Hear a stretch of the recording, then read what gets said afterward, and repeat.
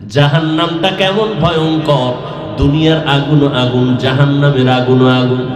দুনিয়ার আগুন হাতে লাগছে, হাত জ্বলবে, পা জ্বলবে না। জাহান্নামের আগুন যেখানে লাগবে সেখান থেকে কলিজা পর্যন্ত ভুনা করে ফেলবে। দুনিয়ার আগুন দ্বারা মানুষের উপকার হয়, মাঝে মাঝে ক্ষতি হয়। কি আগুনের দ্বারা দুনিয়ার কি হয়? উপকার হয় না? মাঝে মাঝে কি হয়? মাঝে মাঝে ক্ষতি হয়। জাহান্নামের আগুন অল টাইম ক্ষতি। দুনিয়ার আগুন থেকে জাহান্নামের আগুনের তাপ হাজার হাজার হাজার গুণ বেশি। দুনিয়ার আগুন এতটাই সফট, এটাকে প্রজ্বলিত করার জন্য নরম লাগে খের কুটা কেরোসিন। জাহান্নামের আগুন এত হার্ড, এটাকে প্রজ্বলিত করার জন্য শক্ত জিনিস লাগবে। আল্লাহ বলেন ওয়াকুদুহান নাস ওয়াল হিজারা, মানুষ আর পাথর হবে জাহান্নামের ইন্ধন। আল্লাহ আলাদা করে বলে না ইহুদি খ্রিস্টান কোন মানুষ হবে জানা নাই। এই জন্য জান্নাতের টিকিট পাইয়াও কান্না কান্না কান্না, কি উপায় হবে? এরপরে আমাকে এমন একটা জায়গায় কবর দিবে যেখানে দিনের বেলা যাইতো মানুষ বড় ভয় লাগে, বাঁশবাগান, সাপ বিচ্ছু থাকার ঘর। ওই জায়গায় মাটি চাপা দিয়ে সব বিদায়, এখন আর কেউ নাই। আমার ঘামের টাকা এখন সন্তানেরা ওই দিয়ে স্বপ্ন দেখে, আমার খবর নেয় না। আমার জীবনের কষ্টের টাকা বাড়ি গাড়ি দিয়ে এখন আমার স্ত্রী আরামের চিন্তা করে, সন্তান আরামের চিন্তা করে, আমার নামও নেয় না। এই কি দুনিয়ায় কি জিন্দেগি! পারলাম না সন্তানের কোরআন পড়াইতে, যে আমার কবরের কাছে সূরা ইয়াসিন পড়ব। পারলাম না সন্তানটারে নামাজি বানাইতে, নামাজ পড়ে সিজদায় গিয়া দোয়া করবে। ও আল্লাহর বান্দা, টাকা অর্জন করলা, বাড়ি অর্জন করলা, নারী অর্জন করলা, তোমার কবরের সম্বল কি কিছু সঞ্চয় করছো রে বাবা? মাওলার কোরআন তুমি কি মিথ্যা মনে করেছো? নবীর কথা কি মিথ্যা মনে করেছো? ও আমার কলিজার যুবক, আজকে আমিও তো তোমার মতো যুবক। প্যান্ট শার্টটাই লাগায় দাড়ি কামাইয়া যদি রাস্তায় মাস্তানি করতাম কেউ বাধা দিত না। টুপির কারণে মাথা গরম, তোমার থেকে কম বুঝি না। দাড়ির কারণে আজকে যৌবনের ভাব চলে যায়, তোমার থেকে কম বুঝি না রে বাবা। লম্বা জামাটা পরার কারণে শরীরটা আটকা লাগে, তোমার থেকে কম বুঝি না। এই শীতের মধ্যে ঠান্ডা পানি দিয়া অজু বানাইয়া নামাজ পড়তে কত কষ্ট, তোমার থেকে কম বুঝি না। এরপর আবার কত মুসলমান মুনাফিকেরা বেঈমানেরা তো আছে, আমগো গালি দেয়। তুমিও কম করো না, সুযোগ পাইলে তাবলীগের বিরোধিতা করো, চরমনার বিরোধিতা করো, দেওবন্দি কওমের বিরোধিতা করো, টুপির বিরোধিতা করো। এরপরও কিন্তু নামাজ ছাড়ি না, টুপি ছাড়ি না, বেপরদায় চলি না রে বাবা। এতক্ষণ যে তোমারে চিল্লায় বয়ান করলাম, এইরকম 12 মাস দৌড়াচ্ছি তোমার পেছনে, বিনিময়ে তুমি কিছুই দাও না, গালি ছাড়া কিছুই না, সালাম দাও না, আমি দিলেও সালামের জবাব দাও না। তারপরও সব আলেম ওলামারা, তাবলীগওয়ালারা, পীর মাশায়েখরা তোমাদের পেছনে সময় দেয়। খানা নাই, ঘুম নাই, ঘর নাই, সন্তান স্ত্রীর খবর নাই, উম্মতের ফিকিরে দৌড়ায়। ও বাবা, এর পেছনে কিন্তু দুনিয়ার কোনো স্বার্থ নাই। দুনিয়াওয়ালারাও আমাদের দুশ্মন, বেঈমানেরাও দুশ্মন, মুনাফিকেরাও দুশ্মন। কত তুমি তো বুঝতেছো, এরপরও কিন্তু একটা গালি দেই না রে বাবা। তোমরা আমাদের গালি দাও শুনি, বিরোধিতা করো তাও জানি, এরপরও জবাব দেই না কেন? আমার রহমতের নবীর আদর্শ লালন করি। কেমন নবী একজন পাইছো চিনলা না, যেই নবীর জিন্দেগিতে একটা মিথ্যা কথা নবী বলেন নাই। কেমন একজন মায়ার নবী পাইছো, যেই নবী একটা গালি জীবনে দেন নাই, গালির জবাব দেন নাই, বেতের আঘাত করেন নাই। মক্কার চরিত্রহীন মানুষগুলোকে দামি মানুষে পরিণত করলেন আমার নবী। কোনদিন চোখ গরম করে কারো দিকে তাকান নাই, ওই নবীর আশেক আমরা। আজকে নবী রেখে যাওয়া সুন্নতের আদর্শ হিন্দুরা মানবে না। অযুবক বাবারা, নবীর আদর্শ কি হিন্দুরা মানবে? বৌদ্ধরা মানবে? ইহুদি খ্রিস্টানরা তো নবীর আদর্শ মানবে না। মানবে কারা বলো? ও যুবক, আমার নবীর আদর্শ থেকে দামি আদর্শ আরো কারো কাছে আছে কিনা বলো, আমি সেইটা নিব, নবীরটা বাদ দিয়ে দিব বলো। জবান খোল। তাহলে নবীরটাই ভালো, ঠিক? তাহলে তুমি বেঈমানের পা চাটা গোলাম হইয়া আমার নবীর আদর্শ কেন জবাই করছো? কি জবাব দিবা যদি আজকে আল্লাহ নিয়ে যায়? তোমারে কি জবাব দিব? এ আমার কলিজার যুবকেরা, বলো নবীর ওই শ্রেষ্ঠ আদর্শের মধ্যে কি চুল কাটার নিয়ম নাই? এই যুবকেরা বল, আঙ্গুলের নখ কাটার নিয়ম নাই? তুমি নবীরটা বাদ দিয়া বেঈমানের পা চাটা গোলাম হয়ে কেন চুল কাটলা? লাভ কি বলো? আল্লাহর কসম একটা লাভের কথা বলো, আমি ওই লাইনে চলে যাব। একজনে দাঁড়ায় বলো, হাফিজ ভাই, বেঈমানের লাইনে চুল কাটলে চেহারা সুন্দর হয়, অথবা চোখের পাওয়ার বাড়ে, অথবা মাথা ঠান্ডা থাকে, অথবা দুনিয়ার লাইনে কিছু বাহা বাহা পাওয়া যায়। বলো একটা, বলো আমি ওই লাইনে চলে যাব, নবীরটা বাদ দিয়ে দিও। তাহলে এই অন্যায়টা কেন করছো বাবা? তুমি আবার দাবি করবা আশিকে রাসূল। তোমার অন্তরের জিজ্ঞাসা করো, নবী তোমার সুপারিশ করবেন? এই যে নবীর সাথে দুশ্মনী গুলো করতেছ। আবু বকরের মতো বান্দা কত দামি। নবী বলেন, সারা দুনিয়ার মুমিনের আমল যদি এক পালায় দাও, আমার আবু বকরের এত মূল্য। আমার আবু বকরের সব আমল লাগবে না, মাত্র দুইটা আমল যদি দাও, সারা দুনিয়ার মুমিনের আমল থেকে আমার আবু বকরের দুইটা আমলের পাল্লা ভারী হয়ে যাবে। ওই আবু বকর জান্নাতের টিকিট পেয়ে সারা জিন্দেগি কাঁদলেন। হাসরের ময়দানে কেমনে আমি মাওলার সামনে দাঁড়ায় জবাব দিব? ওমরে ফারুক, যাকে শয়তান পর্যন্ত ভয় পায়, যেই ওমরের মতের সাথে আল্লাহ নিজে একমত হইয়া কোরআন শরীফে আয়াত নাযিল করেছেন। সুবহানাল্লাহ। অথচ সেই ওমরকে আমার সোনার বাংলায় কিছু টুপিওয়ালারা পর্যন্ত কয় তিনি নাকি বেদাতি ভণ্ড। কোন দেশে আছেন চিন্তা করছেন মোটো? আল্লাহর কসম, তিনবার করে বললাম আল্লাহি বিল্লাহি তাল্লাহি, আল্লাহর কসম তিনবার। যারা সাহাবায়ে কেরামের বিরুদ্ধে লেখালেখি করবে, যারা বক্তব্য দিবে, তিনবার করে বললাম এরা ভণ্ড, এরা বাতিল, এরা প্রতারক, এরা ইসলামের দুশমন। এদের যারা ভণ্ড বলবে না, তারাও ভণ্ড।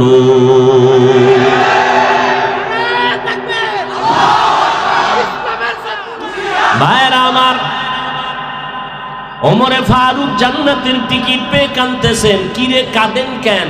ওমর বলেন, আল্লাহ যদি ঘোষণা দেন সব মানুষগুলো জান্নাতে যাবে, একজন জাহান্নামে যাবে, আমি ওমর ভয় পাই সে জাহান্নামী আসামি আমি হয়ে যাই না। উসমান রাদিয়াল্লাহু তাআলা আনহু কাঁদতেছেন। ভাইজান আপনি কেন কাঁদেন? সাহাবীকে জিজ্ঞাসা করেন। উসমান রাদিয়াল্লাহু আনহু বলেন, মৃত্যুর পরে প্রথম ঘাঁটি হলো কবর। এখানে যদি আমি আটকাইয়া যাই, বাকি ঘাঁটিতে আমার উপায় কি হবে? এই ভয়ে কান্না করি। আর তাদের তুলনায় তো আপনার আমার অল টাইম কান্না করে করে মরে যাওয়ার কথা, কারণ আমরা মানুষই তো হতে পারি নাই। নামাজ পড়ি বাহাদুরি, যেইভাবে নামাজটা পড়লে আল্লাহ খুশি হবেন ওইভাবে নামাজ তো পড়তে পারি না, শুধু মানুষকে ধোঁকা দেই। যেইভাবে তেলাওয়াত করলে আল্লাহ খুশি হবেন ওইভাবে তেলাওয়াত করতে পারি না। যেইভাবে আমার সন্তানের হক আদায় করা দরকার আমি পারি না, আমি ব্যর্থ, আমি বড় দুর্বল। স্ত্রীর হক আদায় করা দরকার আমি পারি না, আমি চেষ্টাও করি না। আমি কোন বেউসায়া ঘুরতেছি, কোন দিন জানি আজরাইল গলায় আইসা রশিটা লাগায় দেয়। আর দেরি করা যাবে না, টিকিট এসে গেছে, রেডি হয়ে যা, কবরের দেশে নিয়ে যাবে। যেই ছেলের পিছনে এত সময় দেই, ওই ছেলেগুলো কিন্তু তোমার আমার বাবার জামাগুলো বেলেট দিয়া কাটবে। আপনজনেরা বেলেট দিয়া জামা কাপড় কাটার পর 3টা সাদা পাতলা কাপড়ের প্যাকেট করে আমার স্ত্রী সুদ্ধা বলবে, লাশটা তাড়াতাড়ি ঘর থেকে নামায় দাও। ও আল্লাহর বান্দারা, কই আমরা নবীর তরিকায় চুল কাটার চেষ্টা করি, টুপি পরার চেষ্টা করি, দাড়ি রাখার চেষ্টা করি, কই আমগো সম্মান তো কমে নাই। চেয়ারম্যান সাহেব দেখলেও কয় হুজুর দোয়া চাই, এমপি সাহেব দেখলে কয় দোয়া করবেন, মন্ত্রী দেখলে বলে দোয়া করবেন। মহামারী করোনায় স্কুল বন্ধ, কলেজ বন্ধ, চাকরি বন্ধ, ব্যবসা বন্ধ। আল্লাহর শুকর, কোরআনের একটা মাদ্রাসাও বন্ধ হয় নাই। কোন আলেম না খাইয়ে মরে নাই, ভিক্ষাও চায় নাই, আমরা করোনায় না খায় মরিয়াম গো টাকা দাও। অনেক বদমাশ বেয়াদব গাদ্দার মুনাফিকেরা বলে আমরা মাদ্রাসাওয়ালারা নাকি ভিক্ষা করে খাই।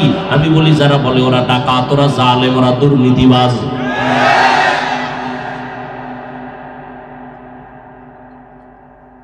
খুব সাবধান, আমরা ভিক্ষা করে খাই না, মানুষ আঙ্গ দিতে চায় না, নিলে মনে কষ্ট পায়। ও আল্লাহর বান্দারা, যুবকেরা, আমি তোমাকে মাদ্রাসায় আসো এ কথা বলি না রে বাবা, তুমি যেখানেই থাকো থাকো, আমার মদিনার নবীর আদর্শের লাইনে চলো। পানি তো তুমিও পান করো, আমিও পান করি, একটু তুমি পান করো বাম হাতে, আমি পান করি ডান হাতে, ব্যবধান তো এতটুকুই। তুমি বলো হুজুর বাম হাতে খাইলে অসুবিধা কি, আমি তোমাকে বলি ডান হাতে পান করলে অসুবিধা কি? তোমার অন্তর নষ্ট হয়ে গেছে, তুমিও মোনাজাতের পরে বাসায় গিয়া ফ্রেশ হবা, ফ্রেশ। আমিও রাত্রে বয়ান শেষ করে বাসায় গিয়া ফ্রেশ হব। তুমি ফ্রেশ হইতে গিয়া গোসল করবা, কয় না কি করবা, কয় হাত ধুবো, চেহারাটা ধুইব, পাও ধুবো, আমিও তাই করব। কিন্তু তোমার কোনো সওয়াব হবে না, আমার সওয়াব হবে, কারণ আমি ওযুর নামে করব। কি নামে? তুমিও ঘুমাবা, আমিও ঘুমাবো, তবে আমি ওযু করে ডান কাতে ঘুমাবো, ঘুমটা হবে জান্নাতি ঘুম।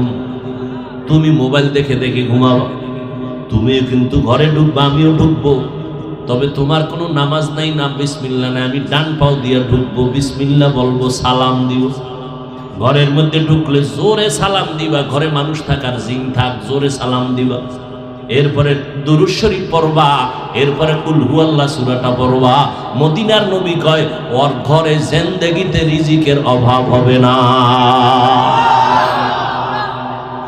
আর তুমি ঢুকো বিড়ি টানতে টানতে, বিড়ি টানতে টানতে বের হও, কপাল পরা, নিমক হারাম, নির্লজ্জ বেহায়া। আল্লাহ হেদায়েত দান করুন। ও যুবক, ডাক্তার যদি হও তো সম্মানের চেয়ার নিয়ে যেন থাকতে পারো, মরলেও যেন সবাই দোয়া করে। এমন ডাক্তার হইও না বেশ্যা তাসলিমার মতো জায়গায় জায়গায় জুতা খাওয়া। জুতা খায় কেন তাসলিমা? ও তো এমবিবিএস ডাক্তার, ও তো সম্ভ্রান্ত পরিবারের মাইয়া, নাম কত সুন্দর, তাসলিমা নাসরিন, ইসলামী নাম। এবার জুতা খায় কেন? যেই দুইটা পুঁজি থাকা দরকার ছিল এটার একটাও নেই। সম্মানের চেয়ারে আজীবন থাকবা, ডাক্তার হয়ে হলেও থাকবা, প্রফেসর হলেও থাকবা, শুধু হুজুর গো সম্মান মনে করো কেন? আজীবন ডাক্তারের সম্মানে থাকবা, দুই পুঁজি লাগবে, এই দুইটার একটা না থাকলে তোমার জিন্দেগি ব্যর্থ। সুস্থতা আর সৎ চরিত্র। তোমার চরিত্র ভালো কিন্তু তুমি অসুস্থ, শিক্ষকতায় 1 মাস নাই, চাকরি শেষ। কোন প্রতিষ্ঠানে তুমি টিকবা না, সবাই বলবো অসুস্থ রোগী দিয়ে আমার প্রতিষ্ঠান নষ্ট করার কোনো দরকার নেই। বাট তুমি এবার ফুল সুস্থ, এক বিন্দু তোমার রোগ নাই, কিন্তু চরিত্র খারাপ, যেখানে যাবা জুতা। এই সুস্থতা আর চরিত্র দোনোটাই জবাই করতেছো মোবাইল দিয়ে। মোবাইলের কারণে তুমি কিন্তু অসুস্থ হয়ে গেছো, কিন্তু তোমার পার্সের একটু নতুন নতুন তো পার্সগুলো কিছুদিন পরেই দেখবা আস্তে কাইতে বিছানায় পড়ে গেছে। দেখো না, ভালো মানুষ হঠাৎ করে পড়ে ভাই বুকে ব্যথা করে, ধরো ধরো ধরো ধরো, ধরে দেয় নাই, কিউ কোন রোগ? কোনো রোগ নাই তো, হঠাৎ মরল। হ্যাঁ, নতুন করে এক হঠাৎ রোগের জন্ম হয়েছে দুনিয়ায়। নাম কি? স্ট্রোক করেছে, ব্রেন স্ট্রোক, হার্ট স্ট্রোক, শেষ। আরো চালা মোবাইল, বেশি করে চালা। দেখো না ইদানিং যত লাশের খবর, সব যুবক যুবক যুবক, সব জায়গায়। বাসের নিচে লাশ, কে কয় যুবক? পানির নিচে লাশ, কার বলে যুবকের? ঘরে ঘুমের বিছনায় মরছে, কে? যুবক। এই দেখো না কয়েকদিন আগে 3 বাচ্চার মা এটার সাথে প্রেম প্রীতি করতে গিয়া স্বামীরে জবাই করছে। জবাই করে চাইছে এই মেয়ে নিয়ে জীবন কাটাবে। কেমন কাটাইছে? 23 তারিখ ফয়সালা হয়েছে জানুয়ারি, ছেলের ফাঁসি হবে, মেয়ের যাবজ্জীবন।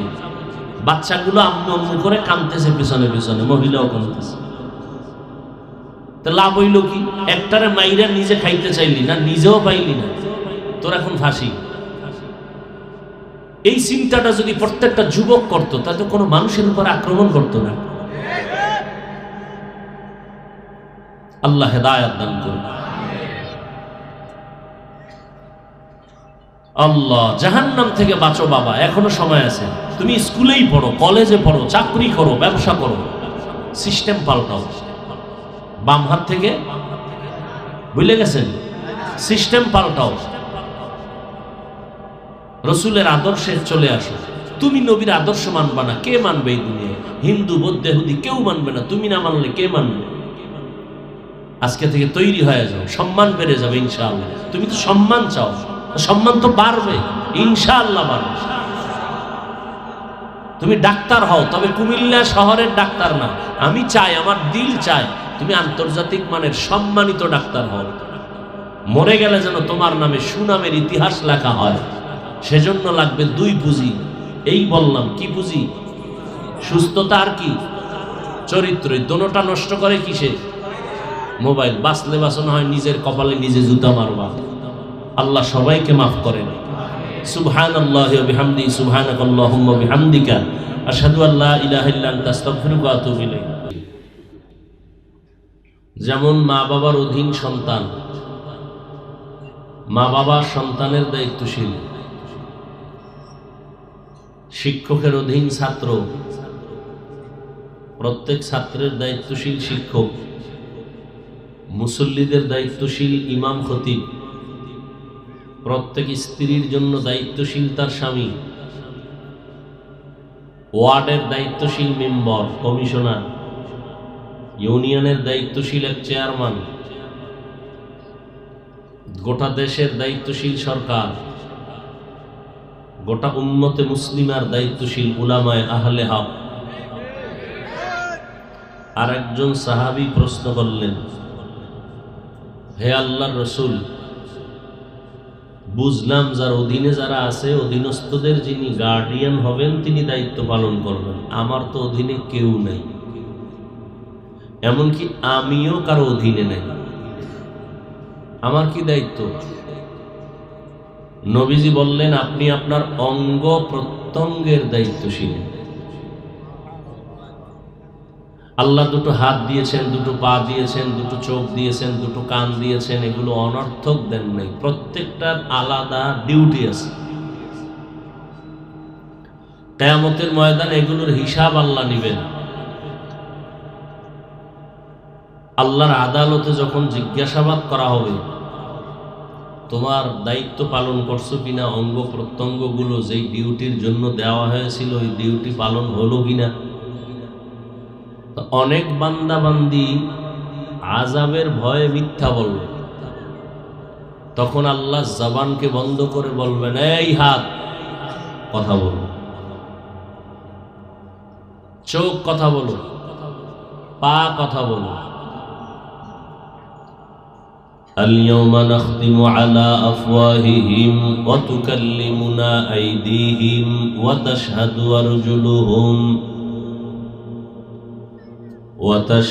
أرجلهم بما كانوا يكسبون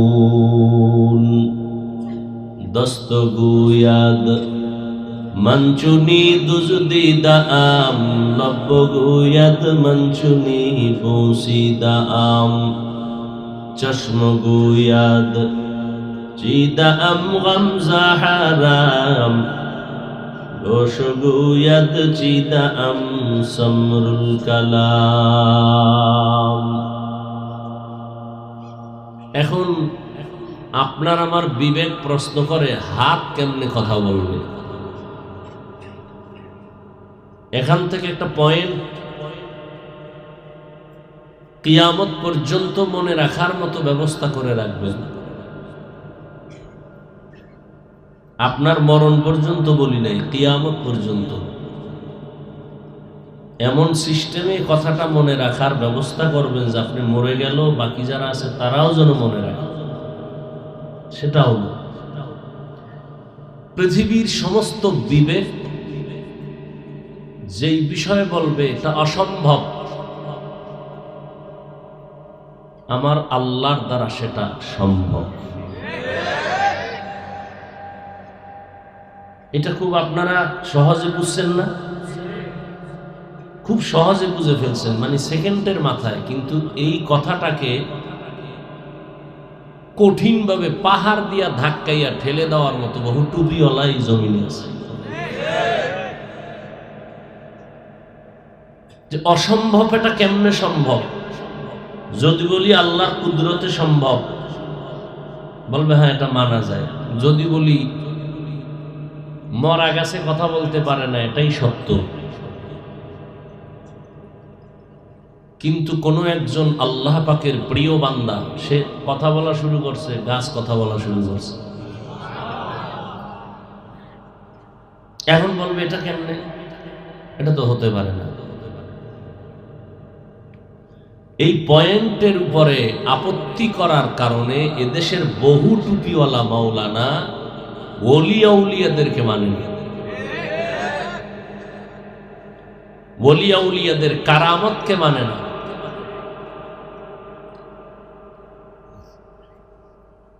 কোন বান্দার ক্ষমতা নাই অস্বাভাবিক কিছু জিনিসকে স্বাভাবিক করে নিবে। আমার মাওলা চাইলে হবে, বান্দা চাইলে হবে না।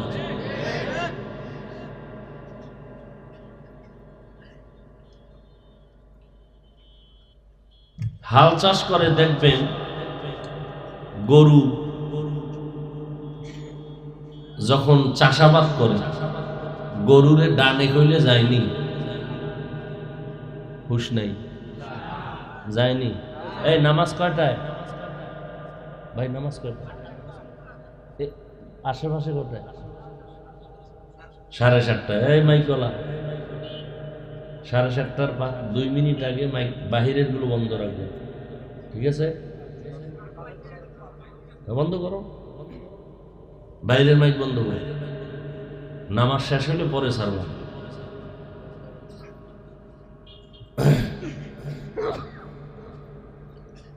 কি জানি বলতেছিলাম? গরু। গরু তো অনেক বুদ্ধিমান না? আমাদের মতো আকল আছে? আছে? নাই। এজন্য ওরা পশু, ওরা হায়াওয়ান, ওরা চারপাওয়ালা জানোয়ার। জানোয়ার শব্দকে আমরা গালি মনে করি, কিন্তু শাব্দিক অর্থে গালি না।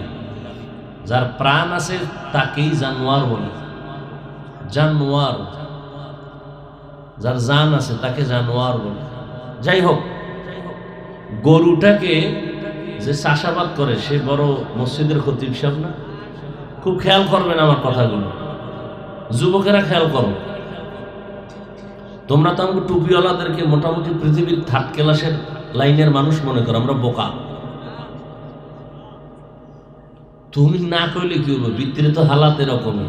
তুমি মনে করো না, তোমার লাইনের হাজারো মানুষ মনে করে এদেশে হুজুররা বোঝা। নাহলে ইমামের পিছনে নামাজ পড়ে চায়ের দোকানে ইমামের বদনাম হয় কেন? তোমার মাসে ইনকাম 1 লক্ষ টাকা, 50,000 টাকা, ইমামের বেতন 10,000, 6 মাস বাকি কেন? মসজিদের সভাপতি একা দিতে পারে, সে মাসে 100 টাকা দেয় কেন? চালাকি করো না। কি যে সভাপতি, সে 10,000 একা দিতে পারে না? এই মসজিদে বেতন দেয় মাসে কত? 100, কেউ 20, কেউ 50। এটা উড়াইতে উড়াইতে 6 মাস গেছে গিয়ে ইমামের বেতন নেই। আল্লাহ হেদায়াত দান করুন। তাহলে একটা গরু, তার আকল নেই। এই গরুটাকে পেছন থেকে পরিচালনা করতেছে একটা লোক, সে মূর্খ, সাধারণ মানুষ, কথা বুঝেন। ওই লোকটা যখন হাল চাষ করায়, গরুটাকে ডানে বলে বামে বলে, বলে না? তখন কি গরু ডানে বামে যায়? হ্যাঁ, গরু তো মানুষের কথা শোনার কথা না। হাঁস যারা লালন পালন করে, হাঁস সন্ধ্যাবেলা ডাক দিলে আয় না? আমি ডাকলে আসবে না মালিক? মালিক ডাকলে আসবে। সকালবেলা দেখবেন মুরগি ক্ষুধার জন্য পাগল। এখানে যারা পুরুষ আছেন, আপনি যদি 1 বালতি খানা নিয়ে ওকে ডাকেন, একটা মুরগিও ওটার কি কয় যেখানে থাকে খোয়ার, ওখান থেকে আসবে না। আপনার ম্যাডাম যদি ডাকা লাগবে না, চেহারাটা দেখছে আর বলাবলি শুরু করছে, ডাকাডাকি শুরু করছে, ঠিক নেই? তাই একটা বেনামাজি মূর্খ মানুষের কথায় যদি গরু ডান কইলে ডানে যায়, বাম কইলে বামে যায়। ও পণ্ডিতেরা, ও আহলে বাতিলরা, আপনারা আল্লাহওয়ালা যারা, তাকওয়াওয়ালা যারা, তাহাজ্জুদ কাজা হয় না যাদের, তাকওয়ার মানদণ্ডে চলে যারা চলেন, এরা যদি আল্লাহর মোহাব্বত নিয়া গাছকে বলে কথা বলো, আল্লাহ যদি কুদরতের ক্ষমতা দেয় তো হবে না কেন? উজানির কারি ইব্রাহিম রহমতুল্লাহ আলাইহি বাঘকে বলছে চলে যাও। আপনার বুঝতে কষ্ট হয়, আপনার অন্তর চিকিৎসা করেন, আপনার অন্তরে ময়লা, গুনার ময়লা লেগেছে, অন্তরের চিকিৎসা করেন।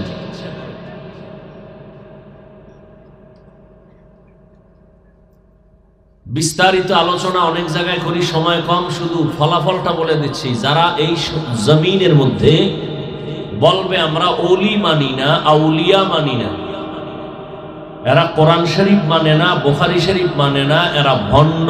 এদেরকে যারা ভণ্ড বলে না তারাও ভণ্ড। বিস্তারিত আমার বলার সময় না, আমি আয়াত নিছি একটা, এ নিয়ে কিছু কথা বলি।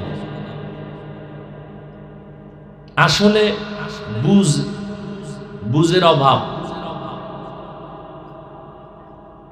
হিন্দুরা বুঝ পাইছে লক্ষ্মী দেবীর কাছে কাঁদতে পারলেই আর গরিব হব না। আপনি হাজারো বুঝাইবেন, কাজ হইব না, ওটা তার বুঝ। আমার বুঝ হয়ে গেছে যে আমি গাইরুল্লাহর কারণে এখানে বসি নাই, আমাকে এখানে বসানোর একমাত্র মালিক আমার আল্লাহ। এটা আমার বুঝ। মাইয়ুরিদিল্লাহু বিহি খাইরান ইউফাক্কিহু ফিদ্দীন। বুঝটা আকপিস হয় কেন? সবারটা এক হইতে পারে না। কয় মাথা সব সাইজ এক, ঠিক না? কয় বেলা খাই বলেন? 3 বেলা। আপনার আমার হাত কয়টা কইরা? সব এক না? চোখ, কান, ভেতরে হৃৎপিণ্ড আছে না, কিডনি, সব এক। বুঝটা কেন আকপিস? কয় মেমোরির সাইজ সব এক, জিবি আলাদা। মেমোরির ডিজাইন এক, মেমোরির সাইজ এক, ভেতরের GB 1 GB memory, 2 GB memory, 4 GB, 8 GB, 32, 62, সব সাইজ এক, ভেতরের কারবার এক। এই যুবকেরা হা করে তাকায় আছো কেন? ভেতরের জিবি এক। 2 জিবি ওয়ালায় যদি বলে 1 জিবিতে যা আছে সব ঢুকা। কম্পিউটার ওয়ালায় যদি ব্যর্থ চেষ্টা করে তাহলে পিসি হ্যাং, মনিটর গোষ্ঠী শুদ্ধ হ্যাং। মানুষের মাথা সব এক, ভেতরের জিবি আকপিস আছে। এখানেই আমরা সব একই ওজনের, একই ডিজাইনের মানুষ, কিন্তু কারো মেমোরির জিবি আছে 2, কারো 1, কারো 5, কারো 4, কারো জিবি আছে ঠিক হ্যাং হয়ে গেছে। যেই পরিমাণ বিড়ি টানে সুস্থ থাকে কেমন? গাঞ্জা খায়, ইয়াবা খায়, মদের বোতল লয়া দৌড়ায়, সুদের টাকায় চাকরি করে, ঘুষের টাকায় চাকরি করে। তাহলে মেমোরি আছে ঠিক, কিন্তু কি হয়ে আছে? নষ্ট। এরা বয়া বয়া ইমামের পিছে নামাজও করে, বিরোধিতাও করে। এরা আলেমদের বিরুদ্ধে কথা বলে, এরা মাদ্রাসার বিরুদ্ধে কথা বলে। কারণ কি? মেমোরি আছে, জিবি কি হয়ে গেছে? হ্যাং হয়ে গেছে। হ্যাং হওয়া জিবি এখন সারাবা কেমনে? অ্যান্টিভাইরাস লাগাও, বড় কঠিন। আর দুনিয়া মাজরাতুল আখিরা, দুনিয়া হলো আখিরাতের নমুনা, আখিরাতের ফসল কামাইয়ের স্থান। আল্লাহ আমাদের বুঝার তৌফিক দান করেন। স্বর্ণের মাথা 3টা, কয়টা?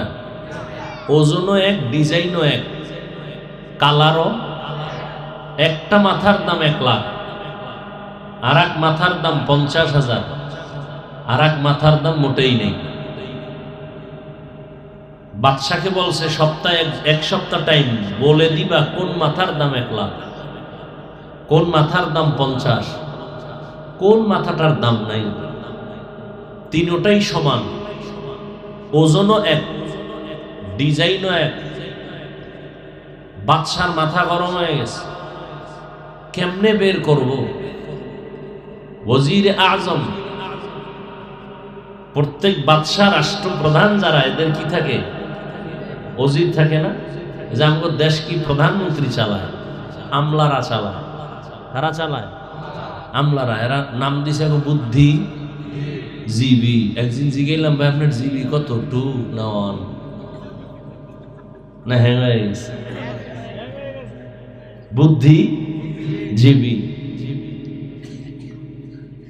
হ্যাঁ, ওজিরে আজমকে জিজ্ঞাসা করলেন, এই তাড়াতাড়ি বলে দাও, টাইম কিন্তু শর্ট।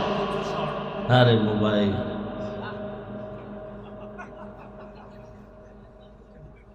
হাসেন আপনারা। শুধু আখিরি নবী মুহাম্মদের উম্মত যদি না হইতেন, ঘুমের থেকে উঠে দেখতেন শুয়ার হয়ে গেছে চেহারা, শুয়ার, কুত্তার থেকে খারাপ হয়ে গেছে। যেই পরিমাণ মোবাইলে সারাটা রাত্র কবিরা গুনাহ করে আপনার প্রত্যেকটা ঘরে ঘরে। আপনি করেন না, আপনার ছেলে করে, না হয় মেয়ে করে, না হয় স্ত্রী করে, না হয় স্বামী করে। ঘরটা জাহান্নাম বানায় দিয়েছেন। আল্লাহর রহমত আসবে কিভাবে? যেই ঘরে স্পষ্ট কবিরা গুনাহ চলে, অহরহ, প্রতিদিন, প্রতি রাত, ওই ঘরে রহমত আসতে পারে না। এই প্যান্ডেল হাসি দেওয়ার প্যান্ডেল না, এটা কান্নার প্যান্ডেল, তওবার প্যান্ডেল। আপনি হাসেন কেন? আমি তো হাসির কোনো কথা বলি নাই। যা বলেছি তা চিন্তা করলে কাঁদা দরকার, যে আমি এত খারাপ হয়ে গেছি, আমার ঘরটা এতই খারাপ যে একটা ঘরের মানুষ 5 জন 7 জন ফ্যামিলিতে আছে, একটা মানুষ নাই ফজরে তেলাওয়াত করবে। সারাটা দিন তেলাওয়াত নাই, সারাটা রাত কোনো তেলাওয়াত নাই, কোনো নামাজ নাই, বরং সারাটা রাত যার যার রুমে দরজা আটকায় সব মোবাইল নিয়ে কবিরা গুনাহ, কবিরা গুনাহ, কবিরা গুনাহ।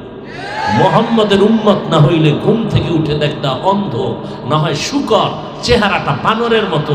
শুধু রসুলের উম্মত হওয়ার বরকতে আল্লাহ ইজ্জতকে হেফাজত করছেন। রসুল বলছেন, আল্লাহ আমার উম্মতরে বেইজ্জতি কইরো না দুনিয়ায়। লজ্জা থাকলে এবার আপনি হাসেন।